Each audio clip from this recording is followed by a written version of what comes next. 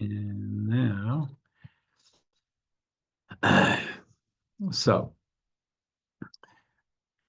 usually we've been going through the different Torah portions, but tonight through Tuesday night is the biblical holiday day of Shavuos. We celebrate receiving the Torah. So we're going to delve into that today. So there's a holiday overview here, which really doesn't touch on anything we're going to be talking about today, but it's a good idea to have that overview. And that is on page 96, and it should be on the screen. Okay. Torah was given by God to the Jewish people on Mount Sinai more than 3,300 years ago. Every year on the holiday of Shavuot, we renew our acceptance of God's gift, and God, so to speak, re-gives the Torah. The word Shavuot, in the language of it, means weeks. A Shavua, even in today's Hebrew, Shavua is a week. So weeks means this holiday marks the completion of a 7-week counting period that began during Passover, what we conventionally call today the Omer. The giving of the Torah was a far-reaching spiritual event, one that touched the essence of the Jewish soul for all times. Our sages have compared it to a wedding between God and the Jewish people. Shavuot also means oaths. A Shavua is spelled slightly different than the one for week, it means an oath. For on this day, God swore eternal devotion to us, and we in turn pledged everlasting loyalty to him. Here, change the angle here a second. In ancient times, 2 wheat loaves, like challahs, would be offered in the holy temple. It was also at this time that people would begin to bring what's known as bikurim, their first and choicest fruits, the first fruits of a crop, to thank God for Israel's bounty. The holiday Shavuot is a 2-day holiday outside of Israel, beginning at sundown of the 5th day of Sivan, which is tonight, and lasting until nightfall of the 7th day of Sivan. In Israel, it's a 1-day holiday, ending at nightfall of the 6th day of Sivan. Women and girls light candles to usher in the holiday on both the first and second evenings of the holiday. It is customary to stay up all night studying Torah on the first night of Shavuos, which is tonight. All men, women, and children should go to synagogue on the first day of Shavuos tomorrow to hear the reading of the Ten Commandments. We have 2 readings, one in the morning, one in the afternoon. The one in the afternoon has ice cream. As on other holidays, the first one has gefilte fish. As on other holidays, special meals are eaten and no work, quote unquote work. It means that the outside of cooking for the holiday, it means creative work. It is customary to eat dairy foods on Shavuot, so you have all the cheesecakes and stuff. Among other reasons, this commemorates the fact that upon receiving the Torah, including the kosher laws, the Jewish people could not eat cooked meat in their pots, which had yet to be rendered kosher. Second day of Shavuot, the Yizkor memorial services recited. We have that here on Tuesday morning around 11. Some communities read the book of Ruth publicly, as King David, whose passing occurs on this day, was a descendant of Ruth the Moabite, our first, most famous, not the first convert, but probably our most famous convert, Ruth. Okay. So now, pause with this for a second. What we're going to do is we're going to delve into, let me just set this up a second. Make sure everybody's muted. Okay. You're all muted for background noise. You want to chime in, ask, just unmute yourselves. One of our ancient mystics in the 1500s articulated something that's really a basic Torah idea, which is in his language. It said the Torah speaks in cosmic language, and it expresses itself in language like hinting in the physical world. What does that mean? Good morning. Morning. Just as you go. Yeah. I think it's, if you look at just how we communicate, we can have very deep, profound ideas, maybe understanding of a concept, our feelings, and it's what comes out, what we express, Sometimes maybe it's even body language. It's just hinting at what's going on. The tears, if one sees tears, it's not just the opening of tear ducts and liquid coming out. It's an expression of something much deeper that either we can or we can't understand from the outside. Torah is a divine rhythm which expresses itself in in different forms, but there's so much more to what we're seeing. So this morning, Craig was mentioning the offerings. The Torah is full of this profound exercise, which brings us closer to God. It's a coming close exercise, a cleansing exercise of the offerings. To us, good morning. Like it's very hard to see what that is. First of all, if it's an animal, what do you want from the poor animal? It's not. It doesn't. It's looking at just the physical exercise does not tell the spiritual drama at all. And as a matter of fact, even though Jewish mysticism and Jewish thought fleshes out more of what's going on at a soul level that brings us closer to God, since that no longer, the conditions no longer allow for that, either because of our souls unplugging from our connection with God. I'll get to, we're not in there yet now, Steve. And or because we don't have a temple, so we don't have that environment. For today, for someone to look at the scripture and say, "Oh, I'm going to bring this offering," is totally wrong. It's actually worse than meaningless. You're wasting something, whether it's a meal offering or an animal offering, because it's not only about the exercise; it's about what went into the exercise. And what we're going to talk about today is that sometimes, even though the ideas are eternal, the practice is not necessarily, because it's no longer, the question is whether it's in sync. So that's in a nutshell where we're going to go today. I'm going to start now, and I'm going to go back to sharing the screen, and we're going to go to text. Oops, 1 second. To text one. Text one, which is on page 99. Now, Maimonides famously, it was the great codifier and organizer, who took a huge, voluminous ocean of Torah knowledge, which was first oral, and then even when it was written down in the Talmud, it was so wide, broad, and very. The only way to know it, to know what to do, or to be able to specify something, was to be able to know the entire body of knowledge and pick out what you needed. And he codified law. So now, even a person doesn't know any Talmud, they want to know what to do on Hanukkah. You look and say, this is the book that has holidays. You flip to the laws of Hanukkah. You got 2 chapters. You got it all done. You don't have to study the whole Talmud. That was one of Maimonides' great introductions to Jewish study. He did that also philosophically. He did it in a certain rhythm, in a certain vein, with Guide for the Perplexed, which we'll talk about a little bit later.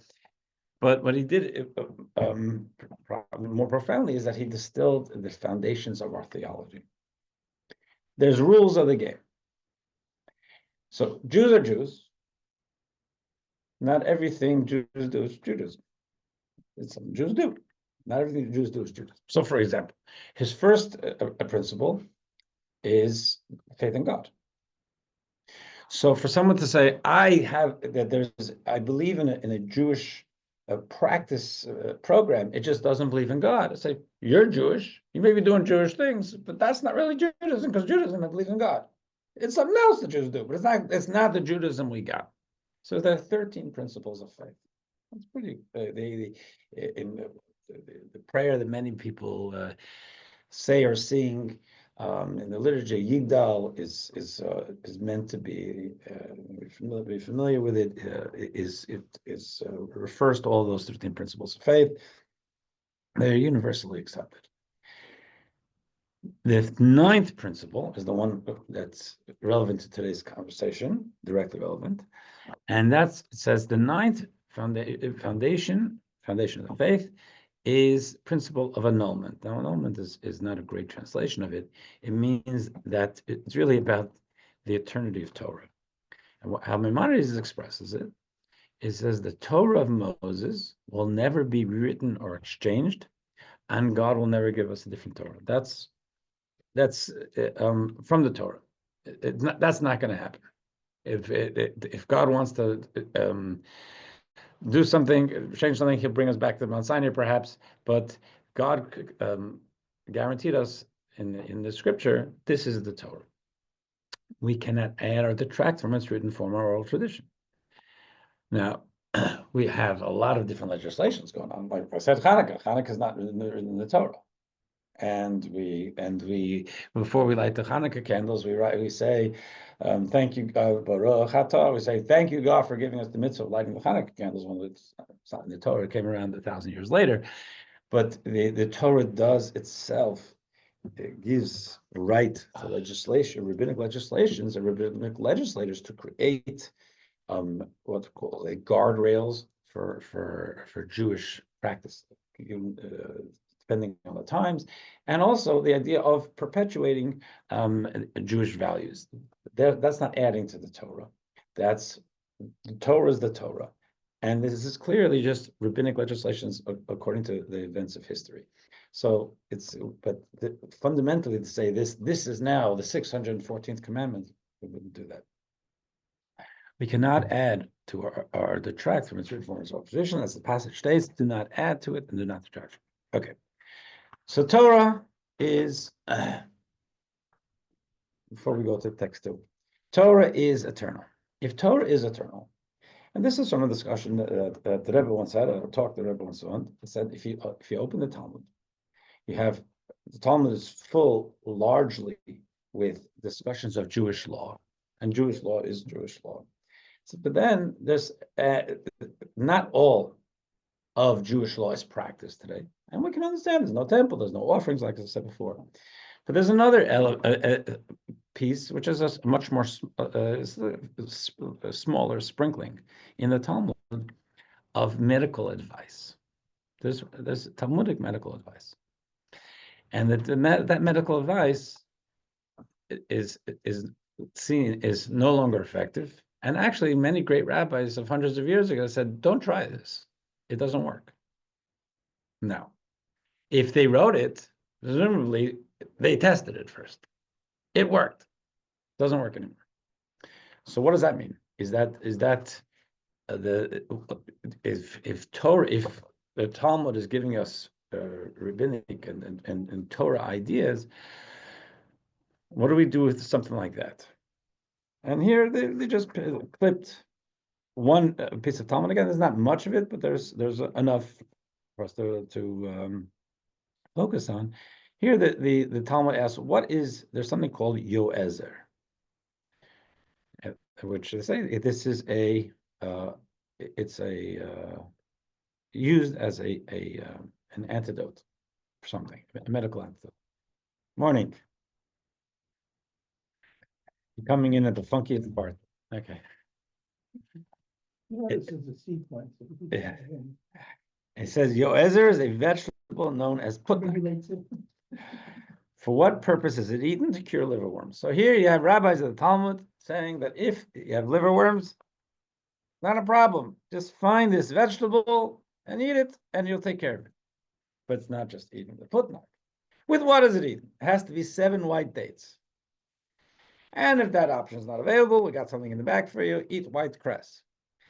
If this option is not available, place fatty meat on coal, suck on the bone of fasting, and then drink vinegar. Some maintain that vinegar is bad for the liver and should be avoided. If this option is not available, scrape the dust from thorn bush. It gets better and better. Scrape it from top to bottom rather than bottom to top, lest the worms emerge through the mouth. At twilight, boil the dust and beard. The next day, close your nostrils and drink it. Okay, so I don't think any of us would try this.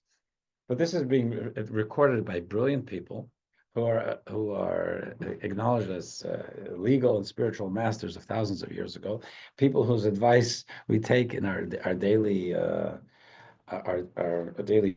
Jewish practice, and trusting that they were sane, and more than sane, but very brilliant. They must have seen that this works. It's recorded. What do we do with that? It doesn't work anymore. It is not an actionable thing. Now, There are ways, there's a simple way. Yeah, don't try this at home, but don't leave yet. Okay. Okay. Sounds like it's good for clogging and unclogging the drain. I don't know if it's good for anything right now, except for It studying. must have been pretty rancid. Yes. Now, one way of dealing with this, which would make our discussion much quicker today, is to look at Maimonides and his Guide for the Perplexed. Now, Maimonides' Guide for the Perplexed addressed his book to people who had a problem, who had problems accepting Torah and the rationality of Torah. And therefore, Maimonides wrote in his Guide for the Perplexed, wrote extremely in very rational language, things that he probably didn't teach his children, but he wanted to be able to understand, to accept the Torah in a way that people at the time could deal with it. Maimonides writes, for example, that when Jacob wrestles with the angel, said that was all a vision. It didn't actually happen. Now today you'd call that reform. But because that's a Torah belief, and his contemporaries jumped all over him for this. But he wrote it in his book for the Guide for the Perplexed, where he's given a little more leeway to say he's trying to make Judaism palatable for people who are having a problem with dealing with the supernatural. So here, what he writes, when it comes to, he's not talking about medical, but he's talking about science. Do not ask me to reconcile everything the sages said regarding astronomy, the way things are in real life, because mathematics, including astronomy, at those times was flawed. They did not address these matters as received traditions from the prophets, rather as knowledge of the scholars of the generations of these fields, or as ideas they heard from the sages of that time. So he takes a very rational perspective, and if he writes it in the Guide for the Perplexed, it's Torah. You can accept it.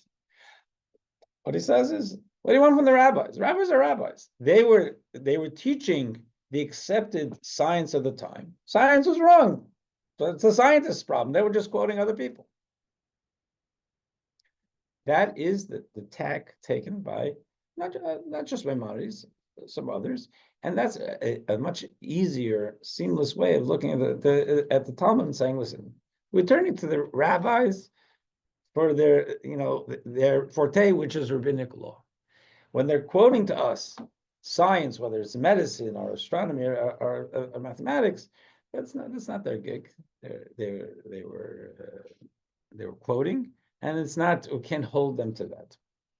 Now, in fairness to all this, and even Maimonides, the mathematics and the science, and I'm not an astronomer, but I've heard lectures from those who are, the mathematics in the Talmud and in Maimonides' books himself, even they are, especially in trying to understand the solar system. I remember hearing a lecture from someone saying that, the difference, it's like a fraction of a percent of difference in the timing of the solar system, but in the way we measure things with our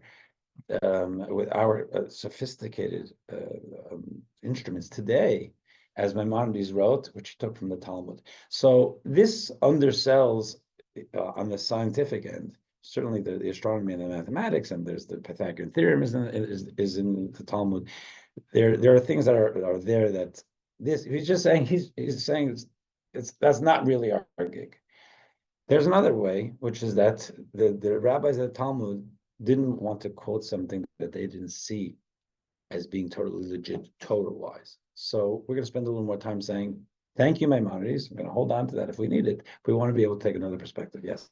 Presumably what the sages being mentioned here prescribed is based on halachic tradition that came from the Torah.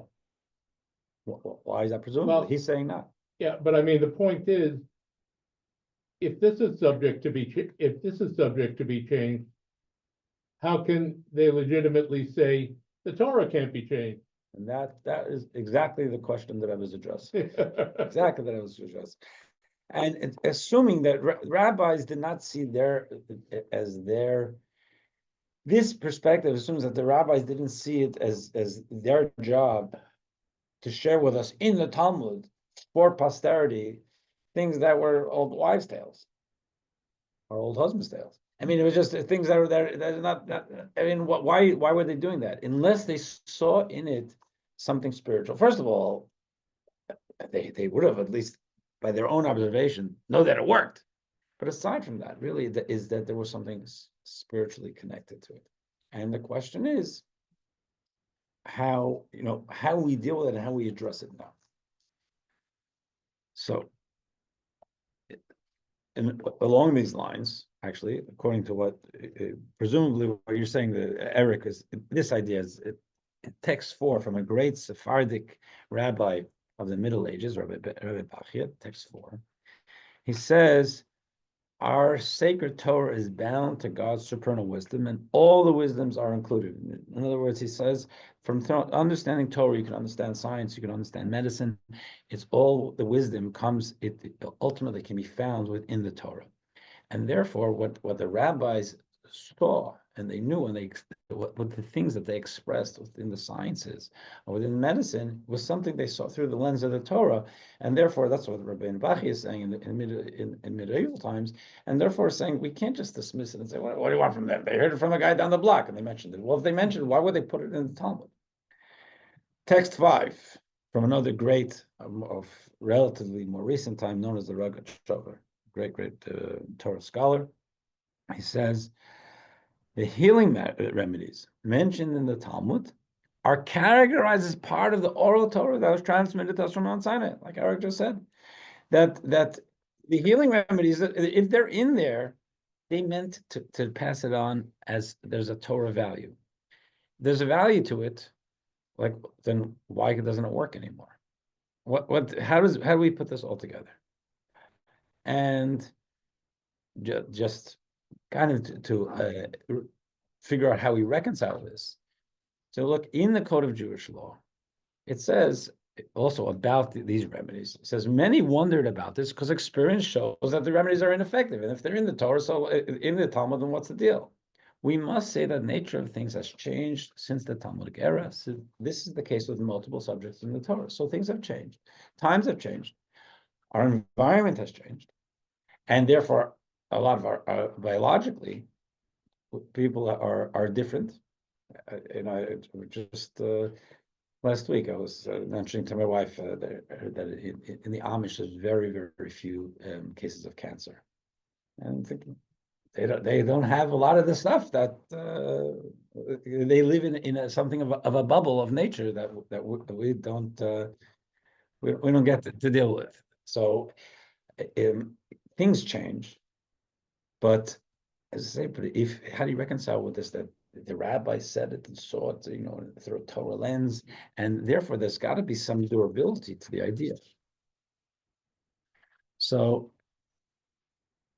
first, let's take a look at some of the things we're going to be celebrating tonight, tomorrow, Tuesday, the giving of the Torah, and the way Moses describes it before he passes away when he's talking to the Jews. He says in text 7, from the heavens, God let you hear his great voice to instruct you. And on earth, God showed you his great fire and his words you heard from within the flames. So this is a heavenly voice, which then comes down to us as words from within the flames. But it's God's voice, so to speak. The Torah is God's voice. And God's voice you can hear in different keys. God's voice comes to us, but then there's hearing it from a deeper level, a more nuanced level. So what we're going to say is, as I said, as I opened up with this great mystic in the 16th century said the Torah speaks in spiritual language, in cosmic divine language, and then it expresses itself somewhat more shallowly or cryptically in our lives, and even in the mitzvahs we do. So actually, maybe this might help before we go further.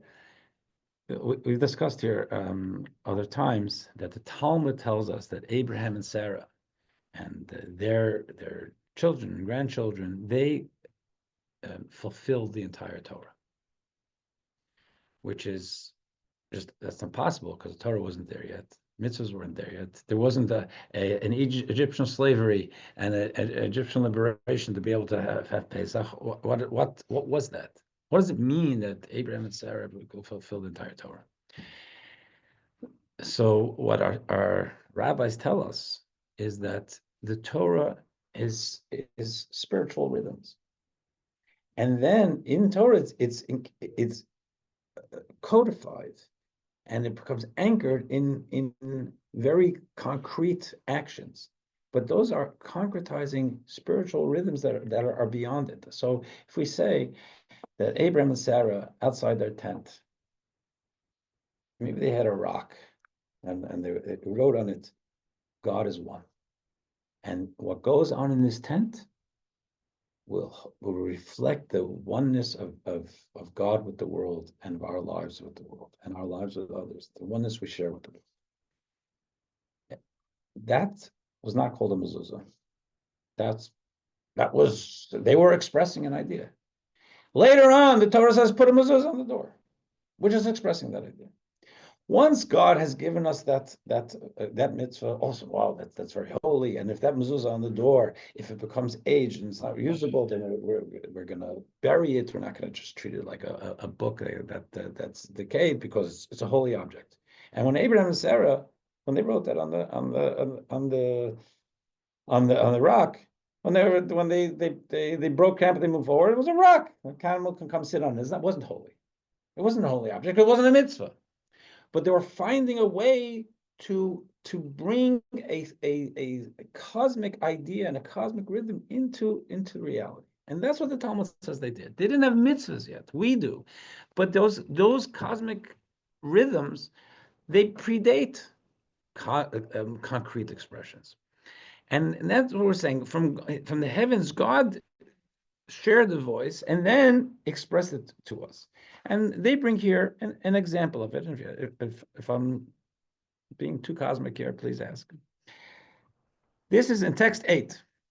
This is from the Torah. Before we read it, and we just started the 4th book of the Torah. At the end of the 4th book of the Torah, the Torah is going to, the scripture is going to enumerate 48 different journeys, 48 different encampments the Jews had in the desert. And it says they went from here to here, and then they camped from here to here, 48 different things. It's over 40 years.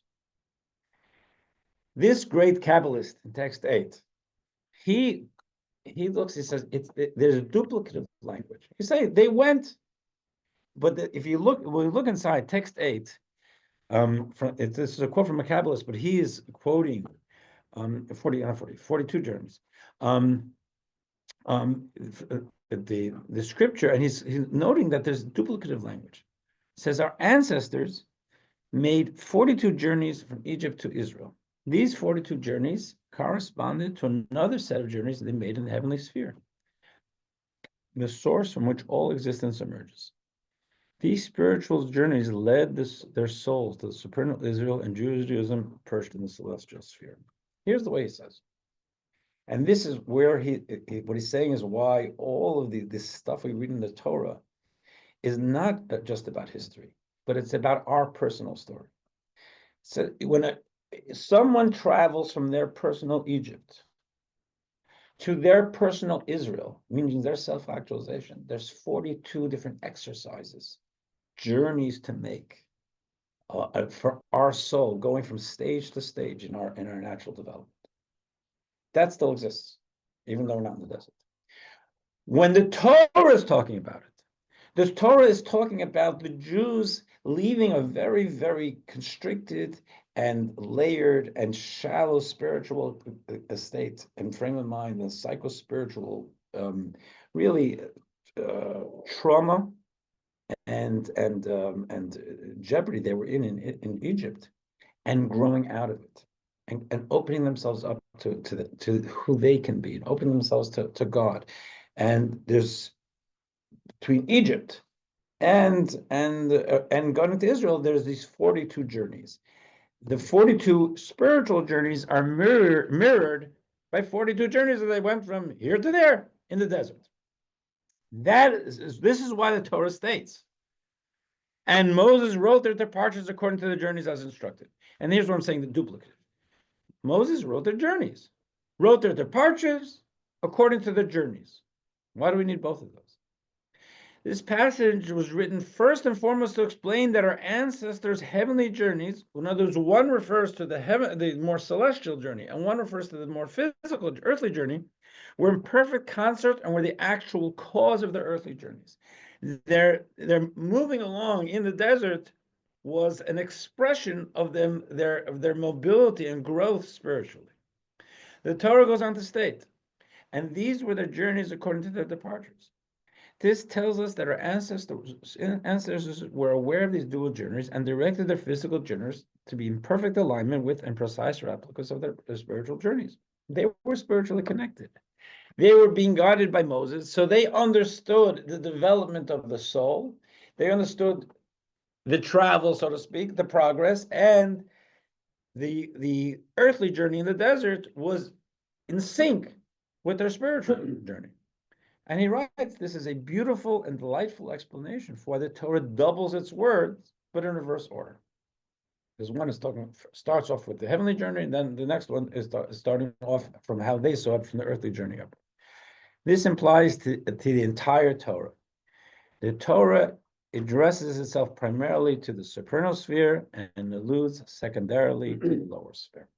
That's the way we see the Torah. And when we're in sync, and I think recently we've spoken about it, but I think I'm just trying to concretize this more in examples.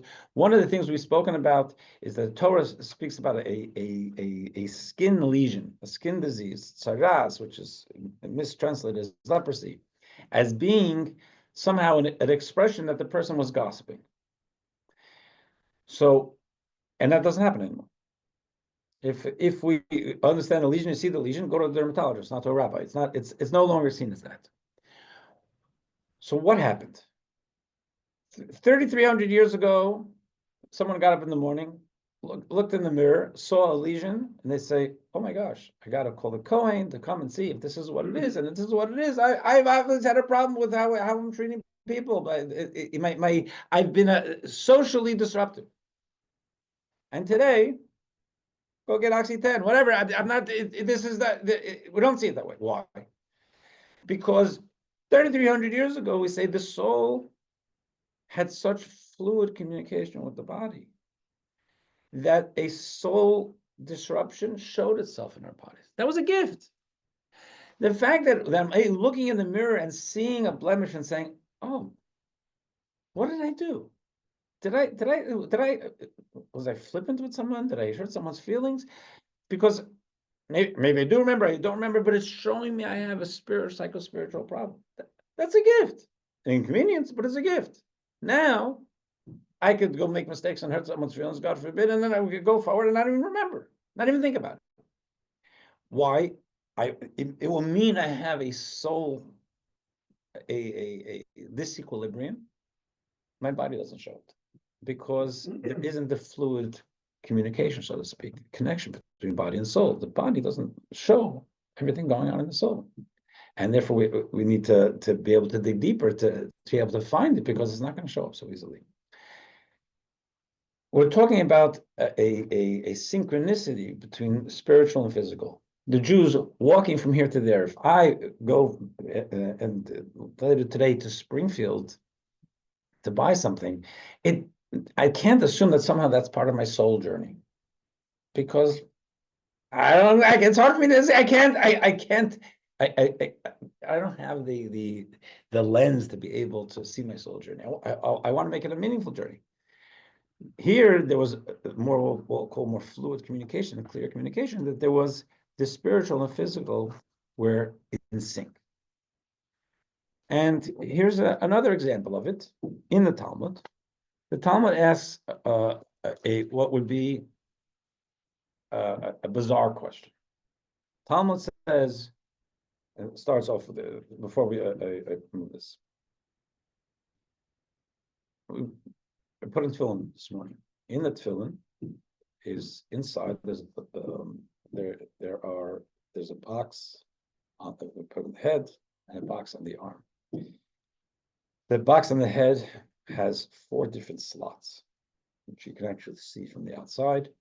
and that there are four different verses, four different sections of Torah put into those slots.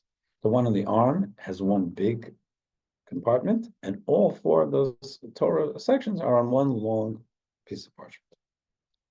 What are those? There's the Shema. There are the mitzvot tefillin. It's really about our connectedness, our commitment to God. That's what we're putting on our head. Torah said, the Talmud asks, what passages are in God's tefillin? Who says God puts on tefillin? Where's doesn't make any sense. God put on tefillin. Yet the Talmud asks it and answers it. Oh, I'm sorry, I didn't get this further. Okay. Rabbi Nachman, the son of Yitzchak, text 9, asked Rabbi Chia, son of Avin, which passage is inscribed in the tefillin that God wears? Rabbi Chia replied, who is like your nation Israel, a singular nation on earth? It actually comes up with four different ones, but this one, what does it mean? It says tefillin is about us binding ourselves in a connection to God. And God reciprocally binds the divine to connect in a connection to us. So even if it's not physical parchment and black boxes, what ideas are in God's binding to us? And the first answer is the quote of the Torah where God says, who is like your nation, Israel, singular nation on earth?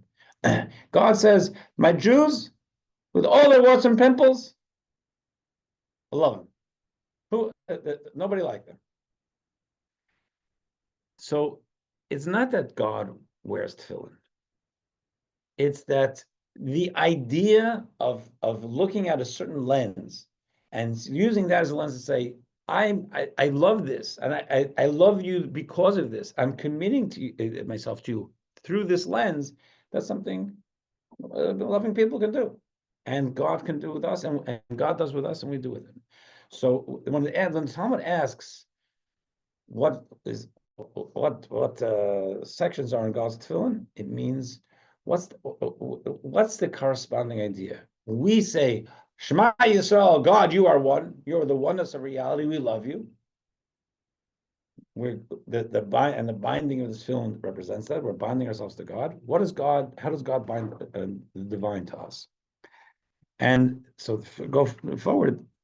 It says that the Holy One, blessed be, He says to the Jews, you made me singular in all of existence. You Jews, the way you act and the way you're a light to the nations, you bring God consciousness to the world, and you make me special. Well, I want to make you special too. You made me singular in all of existence, as it is written, Hear, O Israel, God is our God, God is one. You make the pronouncement that God is the oneness of reality. I'll make you singular in all of existence, as it is written, who is like your nation, Israel, a singular nation on earth. So here, this is another example of this idea where there's a spiritual experience going on, a more cosmic rhythm, and it's expressed in concrete black boxes. But it's so much more than just the black boxes. It's the relationship, and the relationship transcends the black boxes. We have a mitzvah to use the black boxes, but the relationship is transcends that. It's higher than that. It starts off higher. Now, another example of this, we find that this is from the fifth Lubavitcher. He asks, why does the Torah list the number of Jews at the time of the Exodus? We're told it's 600,000. There were 600,000 Jews then. The number has since increased. For example, there were many more Jews in the days of King David. Later, when the temple was built, especially during the second temple, the number was multiplied many times over, as described in the Medrash. So why is this ancient number relevant? It's not a history book. Why? What's this whole thing about 600,000 Jews? And it mentions it numerous times in the Torah. If the Torah is an eternal document, why does it contain a number from the past? Moreover, we're required to read this number repeatedly every year. Why does it? aside from just being a spit-back answer on a test, why is this important? And what Rabbi Herson here explains is it's eternally important. The answer is that this number represents the root souls in heaven.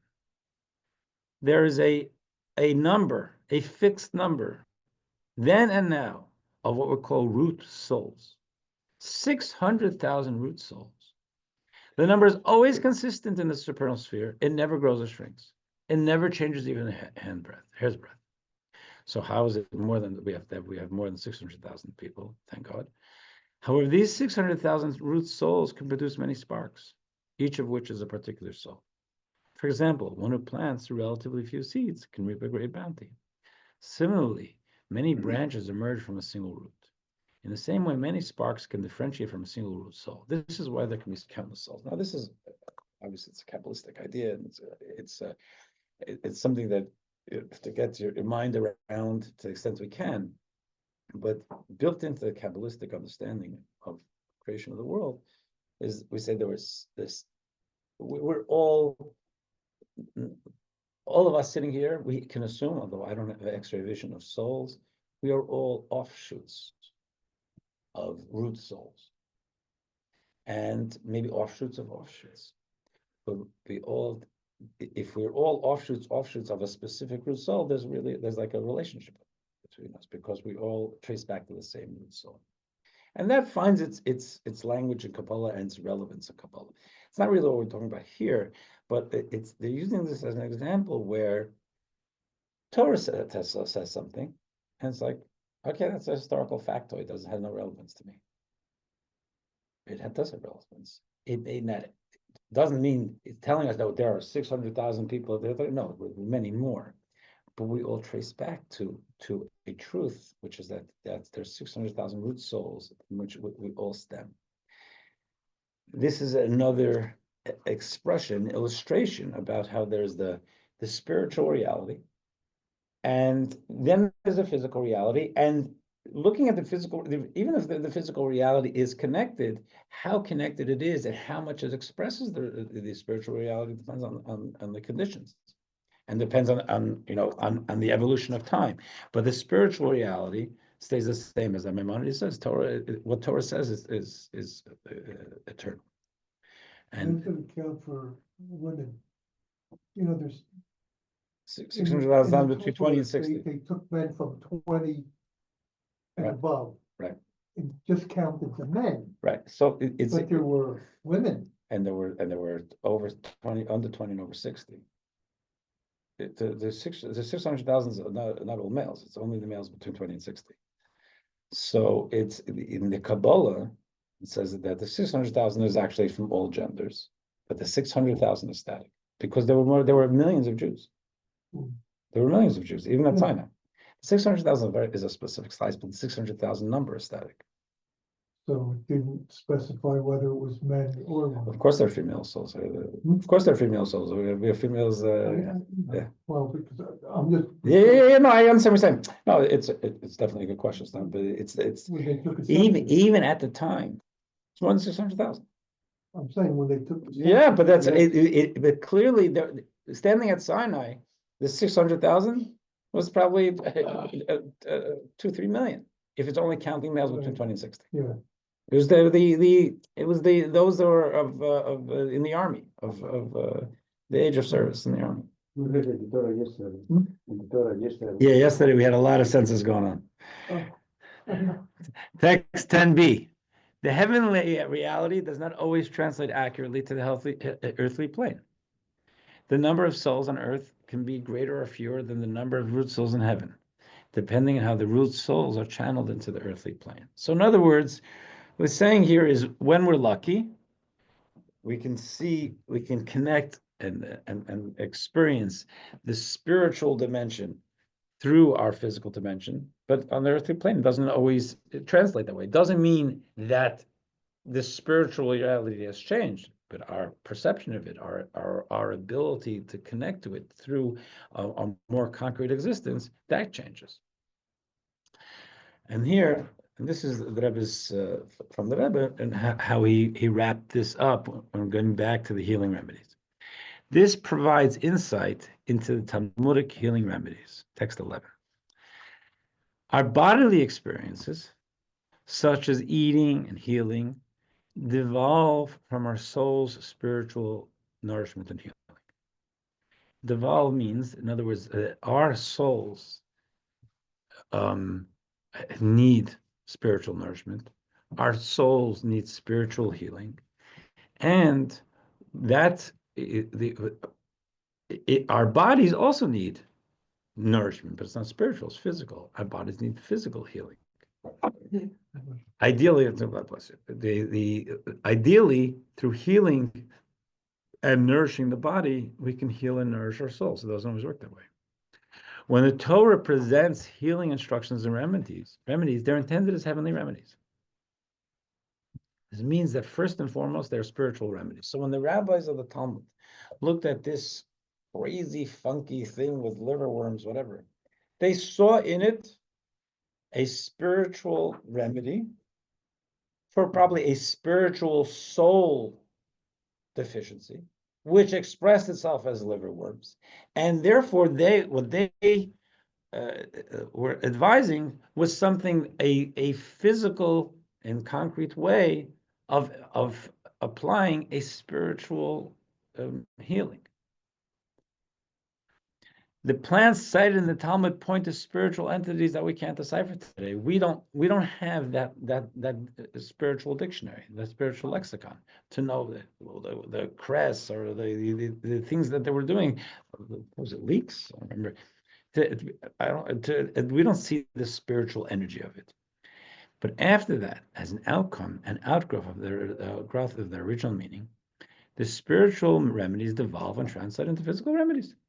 The Torah alludes secondarily to the lower sphere. The spiritual remedies are eternal and unchanging. In other words, there's a spiritual remedy for liverworms, but who knows what that is? There's a spiritual remedy for everything.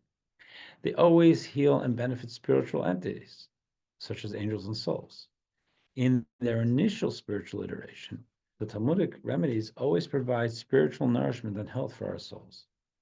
The Talmudic remedies are unchanging in this realm. When the soul's spiritual remedies devolve and translate into physical objects, such as plants, that can change. So when our behavior is meritorious, ideally, and our lower sphere is perfectly aligned with the higher sphere, then, like I say, if my natural human persona, psyche, is in perfect sync with my spiritual soul psyche, then when I have a soul deficiency, it could show up as in my body, and I'm alerted, and that's great.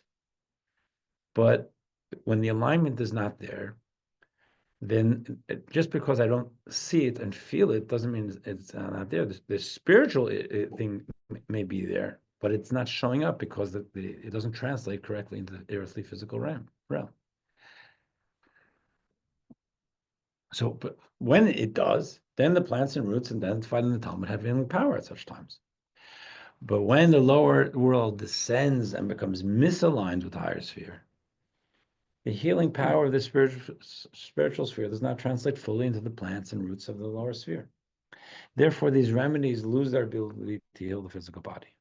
At such times, the only application of these remedies is in the higher sphere, when the spiritual parallels of these plants continue to heal the soul. So, one second, I think we have more here. No. So, this is, So what, am I reading this right? They're saying the remedies don't work because there isn't an alignment? correct. If I bring my cell phone charger to Europe, it's not going to work because it needs 220. Now, doesn't mean it's not a good charger. It's not aligned with the grid there. It has to be in alignment. So for us, what goes on, we don't get to see what goes on in the spiritual sphere, but we have some hints from the Torah. So for what the Torah tells me is that everything comes from God. Healing comes from God, but healing comes from God through physical, through human conduits. So if I need help with my health or with an engineering problem, so I pray to God, and then I go to an engineer or a doctor because they'll be the proper human conduit. That's what I can do. Now, but that's because I'm hoping that God will bless and send the blessing to me through the conduit of the doctor or the engineer. In prior times, there would be something is that I can find it more directly. The healing can be, I don't necessarily have to go to a doctor. This is the spiritual deficiency, and I can align myself, and I can fix it through something that is aligned with that spiritual deficiency. To remedy it, through eating a watercress. It doesn't. It's beyond my experience. But from the rabbis of the Talmud, see, it wasn't beyond their experience because they mentioned it as not as something they heard. So this is a fact that they must have observed. And so our experience today is much different. It's not that we're looking for, to find a spiritual thing a physical thing to correct on spiritual. Now we're relying on God. I want to make sure my mezuzahs are good. That's a channel for God's blessing. I choose a doctor, take care of myself, and hope that God blesses me. But it's not that I think that this doctor is necessarily aligned. I'm relying much more on God because my ability to see in the physical world, its mirror image in the spiritual. It's not there anymore. There isn't that flow. And let's just take one more text 12 and then finish it. It's also from the Rebbe. It says, when you approach Torah, there are two ways to study the Torah. A, as it is understood in this world, the revealed dimension of the Torah, the legal tracts. You want to figure out what happens when my cat eats your petunias, what I owe? I'll show you where to find it. What happens? What kind of how am I supposed to make kiddush or for the holiday tonight? That's all very concrete, and that's Jewish law. But Torah has a deeper spiritual dimension. That's B. As Torah is understood in the higher sphere, the Torah's inner dimension, as soul studied in paradise. The Talmud mentions and the Medrash mentioned and Kabbalah mentions numerous times that souls study Torah. What are they studying? What happens when one neighbor infringes on another neighbor? That's not part of their reality anymore. They're studying the inner rhythm of the Torah. The higher dimension comprises two areas of study. Study of the inner aspects and reasons of mitzvahs and law, and two, study of the celestial spiritual worlds and the singular all-encompassing existence of God. Every part of Torah, looking through a spiritual lens, a Kabbalistic lens, every area of Torah, even if it's talking about land use, those are physical manifestations of a spiritual dynamic that can be studied absent land. Though we are primarily charged to study the revealed dimension of the Torah, where we're living as human beings. We have a very concrete existence, and first and foremost, got to figure out how am I supposed to live my life? How am I supposed to treat my neighbor? How am I supposed to eat lunch today? And formulate halachic rulings using our finite mortal minds. The Torah's primary thrust is in the supernal spheres. Ultimately, what we're seeing, as I mentioned, the Kabbalistic, the Shalah mentioned all the way in the beginning, what he's saying is, study the Torah, that's Torah. But understand, you're just getting the tip of the iceberg, because there's a whole spiritual dimension that you're not seeing just from looking from the outside in. We can only grasp the Torah's inner essence when we study its inner dimension. Doing so will enlighten and vitalize our study of its outer dimension, the Talmud and Jewish law, to which the Torah alludes only secondarily. Second, see if I think there's one more here. This enables us to feel, not just believe, that every word of the Torah, as it is understood in the earthly realm, vested in this world's physical garments, is the wisdom and desire of the divine. So, as a preparation for Shavuos, We'll look and say we have a Torah. The Torah in and of itself, it tells stories. It gives us mitzvahs and tells us some stuff is not relevant anymore. It's Torah, whatever it is. We'll look for something, a morsel that feels meaningful to us. Saying that the Torah is the blueprint of a reality as it is, and the Torah as we have it is also we can study it and it'll tell you a Bible story. It'll tell you, give us instruction, and it may tell us funky stuff that we can that's about offerings we don't do anymore. But if you dig deeper, the possibility is to see an inner rhythm to tell us the story of our lives and to tell us the story of reality. And something I think I've shared it before. Elizabeth, if you know, but Jewish Elizabeth for 70 years, I guess, was built and managed and led by Rabbi Teitz. I'm not familiar with the name. Not a Chabad guy at all. But and the senior Rabbi Teitz passed away. His son just passed away in January, February. Rabbi Teitz's daughter was on video. I actually went to Shiva. I went to speak to her. I spoke to her about myself, but I've seen this before. She told the story on video. She said that when she was in the 60s, she was in Columbia University. And she was daughter of a very powerful, active rabbi, Rabbi Teitz. And so she started to work with Jewish students, whatever she was doing. She and another, I think, an Orthodox guy. They got a message that the Lubavitcher Rebbe wants to see them. She went. And she knew that her father had something of a relationship with the Rebbe. And when they came in, they sent regards to her father, and then the Rebbe started interviewing them. This is in the 60s, before there was Chabad houses on campus, saying what's going on in campus, how what's the atmosphere like, how are the Jewish students doing, what their needs are. He was doing research. He wanted to know from the year on the ground. So after that, and the Rebbe would meet people like starting like 10 o'clock until 5 a.m., 10 p.m., like 5 a.m., twice a week. So she says it was the middle of the night. And we took so much, we spent so much time. And at the end, the Rebbe said, I spent our time asking you questions. Maybe you have a question for me. And she said, I said, no, thank you. This has been amazing. She said, but the guy she was with said, no, I have a question. I said, what's the question? He said, I come to Crown Heights sometimes. I speak to Lubavitcher people. And they tell me stories. A doctor told them this. And then they went to the Rebbe, and the Rebbe told them to do that. And they went, and it worked out well. The lawyer told them this, and they went to the Rebbe told them to do that, and it worked out well. But so this guy said to the Rebbe, she says, does the Rebbe really know more medicine than the doctors and more law than the lawyers? And she said, I wanted to fall through the floor.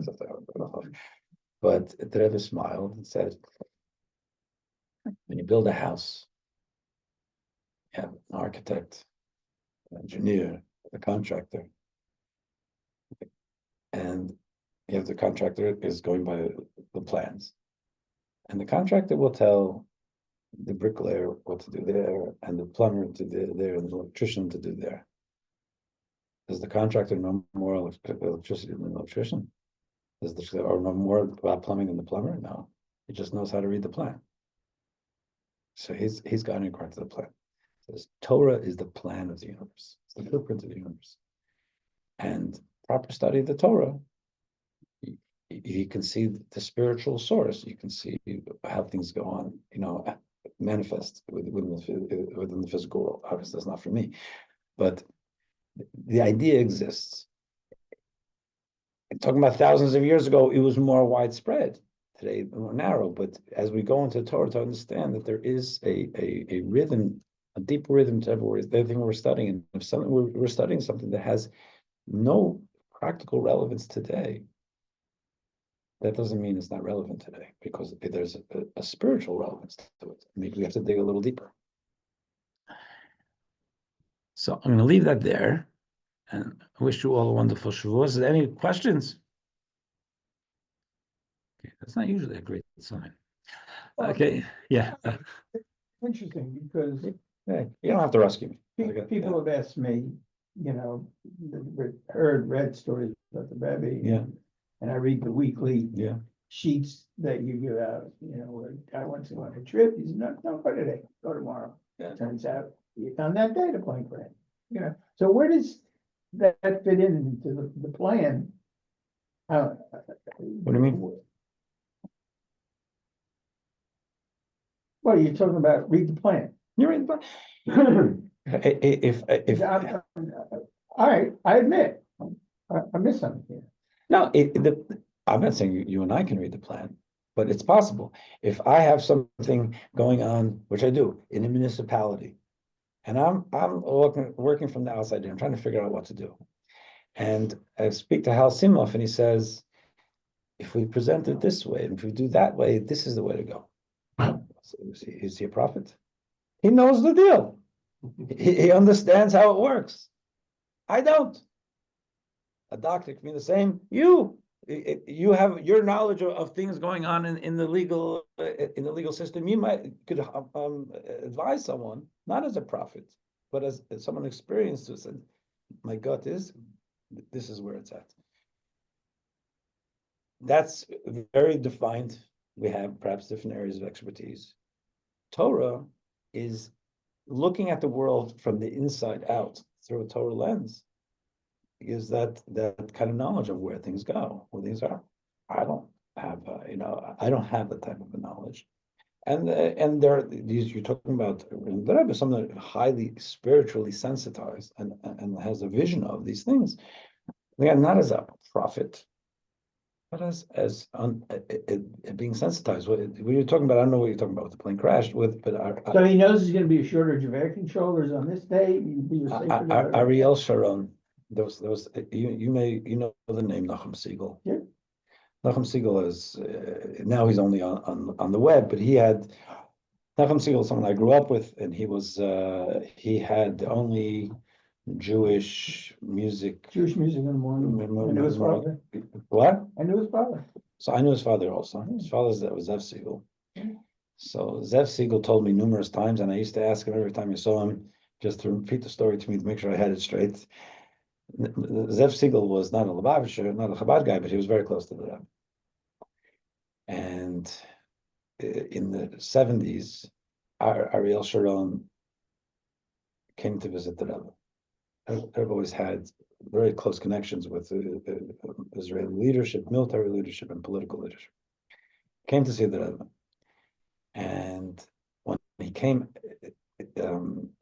out from the time by the Rebbe, people always gathered around him, especially the Israelis, what went on. And he said, that they had a very meaningful conversation. He said, but the Rebbe asked me when I'm going back to Israel, and I told him tonight. And the Rebbe said, why don't you wait till tomorrow? And I said, because I have to go tonight. And the Rebbe said, why don't you wait till tomorrow? And then the people around him said, wait till tomorrow. I don't know what it is, but wait till tomorrow. And he did wait till tomorrow, till the next day.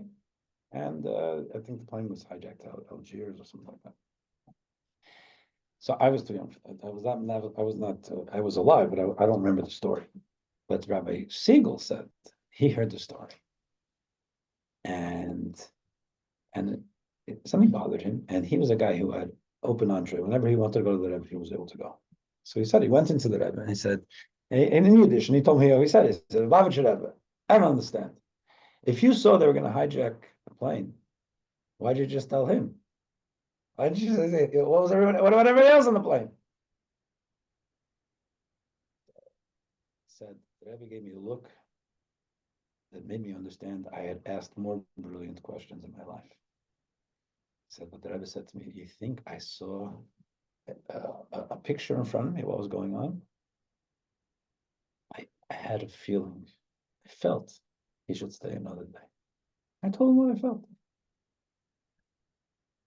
Now, listen, if you're going on a trip and I say, I have something that I feel you should go on, I'm not going to share with you because it's probably indigestion from something I ate. My feelings are not there's nothing to go by. I can't bank on my feelings. Did I ever share this feeling? And you know something, when a person's in sync, their feelings they're much more likely to mean something. That's about the alignment. And that's not a normal thing in our experience. So did I ever see in the Torah that was going to be, oh no, I had this feeling, I told you what it felt. But every week we read stories. That was amazing stuff. Somebody wants to do this, he said, no, don't do this. And it's because he had insight into the Torah, seeing it, and he had this stuff. I can only tell you what he said. Is that he has the more of an inspired sense of his instinct, a more rarefied instinct. When I told you about moving to Philadelphia, Yeah, you were sitting back the way you do now, yeah, and you paused, yeah. and you said, wait 6 months. I could picture the Rabbi saying that. Just, I I got the same I feeling. appreciate what you're saying, and thank you for that. Yeah. If what I said had turned out right, to me it turned out right. It wasn't because I saw anything, but Yeah, well, maybe. we were because we were talking about a larger thing. I just thought, let's see how things pan out. But yeah, I get you. By the way, I found this leaning at the floors.